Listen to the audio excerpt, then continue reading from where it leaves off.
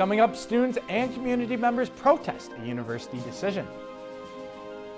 An Iowa City watch party for the 97th Academy Awards. Some chaos ahead. I'll have your full forecast and weather. All that and more Coming up right now on DITV.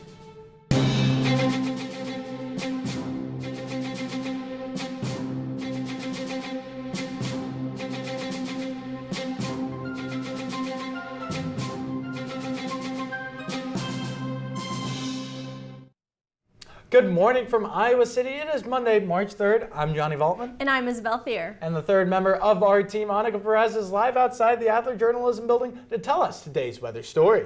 Annika, is the weather going to keep consistent this week? Well, guys, make sure to be prepared this week as the weather looks to be slightly unpredictable. I'm here at the Adler Journalism Building where it is currently 37 degrees and drizzling. Looking out on the Pentacrest, today we have a high in the low 60s with a low around the mid 40s. This warmth might be countered with some cloudy skies and wind gusts. Tomorrow has a high chance of rain, so make sure to grab an umbrella and bring a coat as the high drops to the low 50s. That's all for now. I'll have the rest of the week's forecast later. I'll go ahead and send it back to the studio. For our top story today, concerns the continued clashes over DEI initiatives at universities. Students here at the University of Iowa used this past weekend as an opportunity to share their opinions. DITV's Ryan Paris was there and listened to what the students had to say.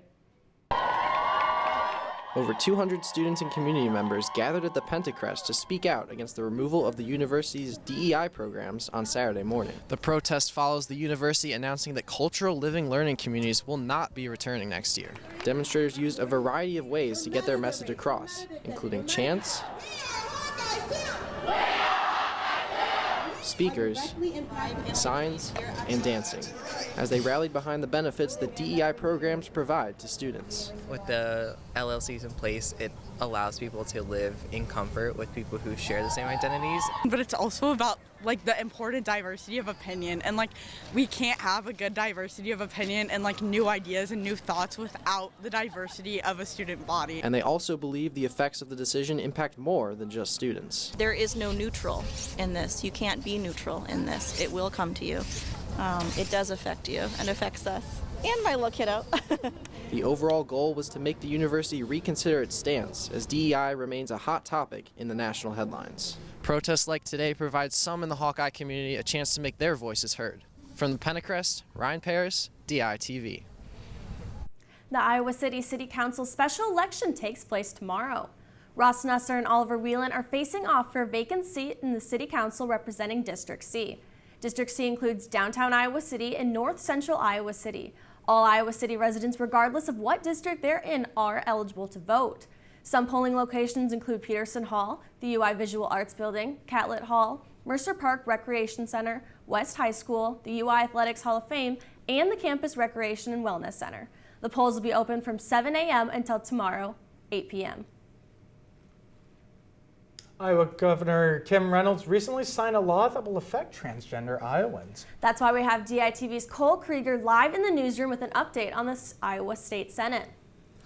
That's right, guys. Iowa Governor Kim Reynolds signed a civil law that strips transgender Iowans of their civil rights protection. Senate File 418 with Reynolds' signature, the bill will become a law, making Iowa the first state to remove a protected class from their state civil rights code. Last week, hundreds of Iowans gathered in protest at the state capitol in Des Moines. The law will define sex, gender, male, and female in Iowa code. This would force the individual's birth certificate to reflect their sex at birth, regardless of how they identify. It also ends an 18-year civil rights protection for transgender Iowans. We will continue to monitor Kim Reynolds and Senate File 418, but for now, I'll send it back to Johnny, who's live in the studio.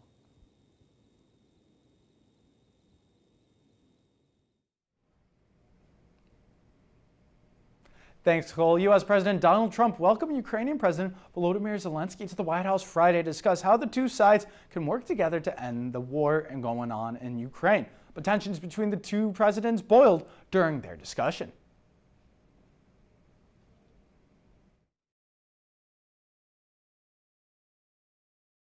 of the war. You're not in a good position. You don't have the represented. cards right now. The meeting between the two leaders was supposed to revolve around a potential deal about Ukraine's rare earth minerals. It then turned into an argument between Trump and his Vice President J.D. Vance, feeling that President Zelensky was not thankful enough for America's help. And do you think that it's respectful to come to the Oval Office of the United States of America and attack the administration that is trying to prevent the destruction of your country? Trump dominated the talk, throwing out claims that Zelensky doesn't have leverage and berating him over his handling of the situation. You're gambling with World War III. You're gambling with World War III. And what you're doing is very disrespectful to the country, this country. Despite the attack, Zelensky sat and listened to the two, gave thanks to America before and after the talk, and attempted to provide insight to Ukraine's side during the discussion. We are staying in our country, staying strong from the very beginning of the war. We've been alone, and we are thankful. I said thanks You haven't in been this alone. cabinet. As Russia prepares to make their way to the negotiation table, the U.S. and Ukraine are on icy terms, with the future of the war hanging in the balance. Film lovers across the Iowa City community gathered together at Film Scene this Sunday. DITV's Avery Ahrens was at Iowa City's watch party of Hollywood's biggest night. The annual Blue Carpet Bash was held at Film Scene in Iowa City, where students, community members, and film enthusiasts showed up to watch the 97th Annual Academy Awards. I've always watched the Oscars, but especially since Film Scene was founded in 2011, we've always had a party. It's just a gathering every year. It keeps getting bigger, and it's just a lot of fun to hang out with our staff and our patrons and all the people who we see throughout the year and root for our favorite films. The Blue Carpet Bash is exciting to casual and die-hard Oscar fans who look forward to this event every year. Hopefully things that I like win, but that doesn't always happen. Once the Oscars is over, the next Oscar season begins, where you're kind of like tracking what's going to be nominated all throughout the year. And so this is like, if you track it throughout all the year, these wins feel more exciting if you know like the long journey you've been through. Film Scene has been hosting this event since 2011 and looks forward every year to the community it brings. Being a college student with the interest in the Oscars is a very niche subculture. This is like one way where I'm able to meet people, have a good excitement to meet people and who share my interests as well. It's really just the community that comes together around this. Just fun to gather together with people we know that love movies. With this year's Best Picture winner crown, that concludes yet another Academy Awards. Film Scene hopes to continue the success, community, and sense of fellowship created by the Blue Carpet Bash every year. From the Film Scene Iowa City, I'm Avery Ahrens, DITV. Thanks, Avery. And Izzy, I didn't catch a lot of movies this year. Been very busy. I'm a bit sad Sonic 3 didn't get nominated for anything. Yeah, I know there were a lot of movies I was looking forward to, but with good movies comes the good weather. And that's why we're going to be tossing it back out to Annika Perez to see what the rest of the week's going to look like. Thanks, guys. Let's waste no time and get straight into this whirlwind of a week. Wednesday will start off chilly with snow in the morning as a high hits the mid-30s. Thursday will be lovely with a high in the high 40s with some sun before dropping to the low 30s at night. Friday will stay cloudy with a high in the low 50s and possible rain showers later on. Saturday will have partly cloudy skies, a high in the low 50s and a low in the low 30s at night. Sunday will be a wonderful end to this week as there will be a sunny high in the low 60s with a chilly low around 30 degrees at the night. We all know how Iowa weather can be so up and down, and this week is a perfect example. But for now, I'll send it back to you guys in the studio. Thanks, Annika. And sports, always so much going on, Izzy, and that's why after this short break, we're going to be going to the sports segment in the zone that has all your Hawkeye sports. Looking forward to it, Johnny. And Catch it right after the break. In Iowa City, history is being made every day. DITV is capturing it all. The future of our nation. I'm here at Big Grove Brewery, where the Johnson County Democratic Party is hosting one of many Wisconsin, which has been an influential county in American election history. In Las Vegas, Nevada, where a few hours from now polls are going. Historic careers. And despite the slow start, the Hawkeyes still managed to get their first win of the season. Disappointing night on the West Coast for the Iowa Hawkeyes, not just because of the loss. Iowa, defensively, they played a full 4 quarters, but offensively. Student experiences. I'm at the Penn Mall in downtown Iowa City, the center for nightlife. I'm here at the the Ped Mall, where Iowa City residents come downtown to celebrate a beloved Hawkeye tradition. The Iowa City Animal Care and Adoption Center, where volunteers are working round the clock to get these animals adopted. Politics, sports, and art. Local, state, and nationwide. In front of the camera, behind the scenes, DITV. DITV. DITV. DITV. DITV Sports. DITV is capturing history.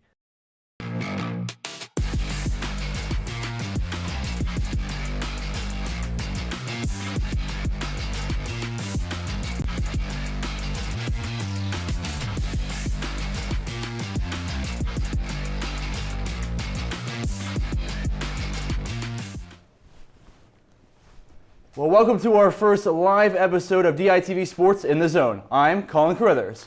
And I'm Joel Keller, and we're going to give you a look at everything going on in Hawkeye athletics. Absolutely, Joel. And first, we're going to take a look at the women's hoops team who finished their season off with a win. And a little bit later, we'll have a look at where Iowa stands heading into postseason action. But again, Joel, as I just mentioned, Iowa women's basketball in action yesterday. Earlier this week, they beat Michigan on Wednesday, but the women's team, second straight win against Wisconsin. It was senior day for the Iowa women's basketball team, honoring 5 members, not only their last regular season game, but their last game of their career in Carver Hawkeye Arena. Iowa got off hot on a 10-2 start, and it looked like they were going to take control of this game. Yeah, but that energy sometimes turning into jitters with such emotions on the day. Wisconsin clawing back with a buzzer beater to tie things going into halftime. But of course, the leading scorer for the Hawkeyes, Lucy Olsen, got the job done, 22 points, and Hannah Stolke, the other Hawkeye star, 21 points and 15 rebounds, her 9th career double-double. And that was her 8th most in program history as the Hawkeyes won 81-66. This was Iowa's last home game for the women's team, and it was also senior night, so a good goodbye to those seniors. Absolutely. It's always such a really cool day, a lot of emotions, but DITV's Elise Gann takes us into what this group of seniors has meant to this team and community. Below me is the court where the 5 seniors of the Iowa women's basketball team not only played their last game of the regular season, but the last game here of their career. Sydney Folter, Lucy Olsen, Addie O'Grady, Kylie Feuerbach, and AJ Ediger all ended Iowa's 81-66 win over Wisconsin teary-eyed on their senior night. Each of them bring so much to the team, and we wouldn't be here without everyone's leadership and just the effort they bring every day. The seniors showed the impact they have on their team this game, with Lucy Olsen dropping 22 points, along with Sydney Folter and Addie O'Grady each racking up 10. But their influence goes further than on the court. I cannot thank this amazing fan base enough. You guys have been there from the very beginning. You stuck with us through the ups and the downs of the season, and you really helped us hit that 20-win mark. So thank you so much. Even though a huge era of Iowa women's basketball has passed, these seniors gave Iowa fans a reason to sell out Carver Hawkeye Arena once again. They came with big shoes to fill, and they never batted an eye. And they were led by this fantastic group of seniors. Just was truly stellar. The seniors hope their impact and experience can carry them throughout the rest of March. From Carver Hawkeye Arena, Elise Gann, DITV Sports. Well, Joel, the seniors have played a big part of getting Iowa to be where they're at now. For sure, and we're going to have an in-depth look at where the Hawkeyes stand going into the Big Ten tournament later. But let's stick with hoops for the moment and take a look at the men's teams. They started things off last week with an 81-61 loss to the Illinois Fighting Illini. And the Hawks were down just 7 at halftime, but Illinois outscored the Hawkeyes 19-8 to start the second half, and they never looked back. Well, then the Hawks lost to Northwestern, the Wildcats 68-57. Iowa trailed just 4 points at halftime, but down the stretch, Iowa couldn't break past that 4-point deficit. It'll be interesting to see where the Hawks land in the Big Ten now. For sure, that loss is definitely going to affect their standing in the Big Ten with just 2 games left. For a look into where Iowa athletics stands going into postseason play, let's go to DITV's Cole Kruger here in the studio. Thanks, guys. Lots to look at this week. So let's start with the men's basketball team. They're currently below the cut line here to make the Big Ten tournament after their losses to both Illinois and Northwestern. They've got games coming up against top seeded Michigan State and Nebraska, and Lincoln following that. They're just one game back of this 15 spot behind USC, and they need to win and get a little lucky depending on what the Gophers and the Trojans do. Moving on to the women's team, they played their last regular season game yesterday and settled in at the 11 seed down here. They'll kick off the Big Ten tournament with a rematch against the Wisconsin Badgers on Wednesday. The winner there, they'll take on the 6th seeded Michigan State Spartans, and if they beat the Spartans, they'll take on the 3rd seeded Ohio State Buckeyes on Friday. The Hawks have to win 4 straight games to make it back to the championship, but they avoid both USC and UCLA in their path. Let's head back to the mat now, first with men's wrestling. They've got the Big Ten tournament coming up in Evanston, Illinois. The Hawks are projected to have 2 guys, Drake Ayala and Stephen Buchanan, at the top of their weight class. And Iowa's projected to go with Gabe Arnold in the 184 weight class, just a week after Angelos Ferrari's big win over number 3 Dustin Plott from Oklahoma State. It looks like the Hawks are going to keep Ferrari's red shirt and roll to projected 4-seeded Arnold the rest of the way. Rounding things out with the women's team, they're said to have 5 1 seeds when they compete in the NCWWC National Championships in Coralville this weekend. A couple of big names here are Kennedy Blades and Kylie Welker. And joining Sterling Diaz is Rihanna Murphy in the 103-pound weight class, so possibly those two can meet up in the championship round. That was a look at how the Hawks are shaping up for tournament season. Back to you guys. Thanks, Cole. It's fun to see where the Hawks are after some hard-fought seasons. For sure. Now let's take a look at a sport already in postseason competition.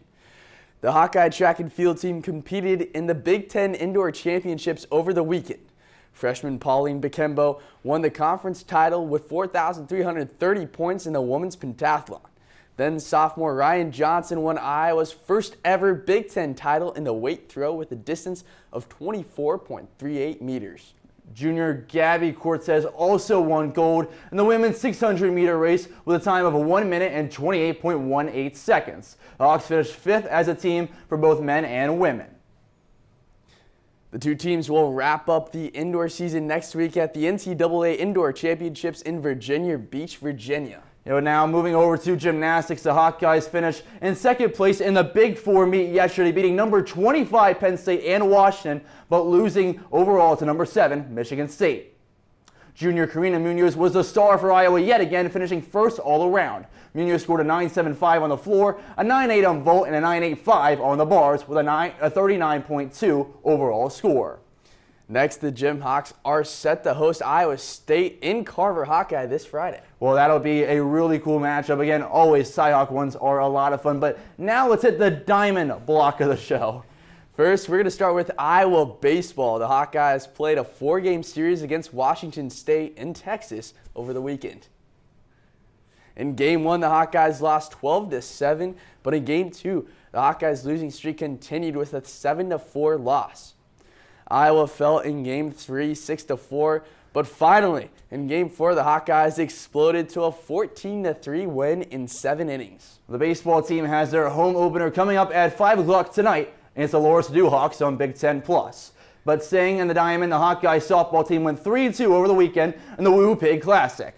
On day 1, Iowa got rolling with a win over Missouri State 8-0 in 5 innings. In Game 2, the Hawks fell to number 11 Arkansas 9-0 in 5 innings. On day 2, Iowa survived a late game attack from Missouri State to win 5-4. However, they were unable to get their revenge against Arkansas. Iowa rounded out their weekend with a non-conference win over Illinois 3-1. The Hawks will head to Tuscaloosa next weekend to continue their season. But, spring sports really heating up there. But you know what else could be a lot of fun, Joel? What's that, Colin? Our in the zone top 3 plays. Usually it's our top 5, I know, but with such little at home this week, we're just picked out our favorite plays for the women's basketball game yesterday.